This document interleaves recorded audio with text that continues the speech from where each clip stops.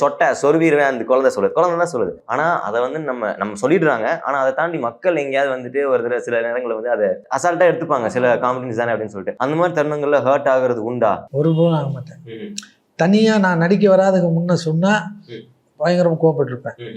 தனிப்பட்ட மனிதனா நடிப்புக்குள்ள வந்துட்டான் கதை, அந்த கதைக்காக பேசப்படுறோம், அந்த கதையில் நடிக்கணும். இப்போ வந்து நான் நொண்டியா நடிக்கணுமா, ஊமையா நடிக்கணுமா, பிச்சைக்காரன் என்ன கேரக்டர் அதை மாறிடும். அதனால எனக்கு அந்த ஃபீலிங் வந்ததே கிடையாது.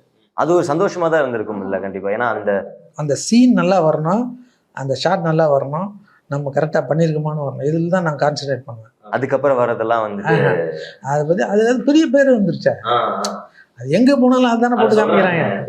உடனே போட்டு எங்க போறா அந்த இமேஜனுடைய அந்த இன்ஸ்பெக்டர் அந்த குழந்தை அந்த டைலாக் கூட தான் சொல்றாங்க. ஸோ அது பெரிய ரீச் ஆயிருக்குல்ல.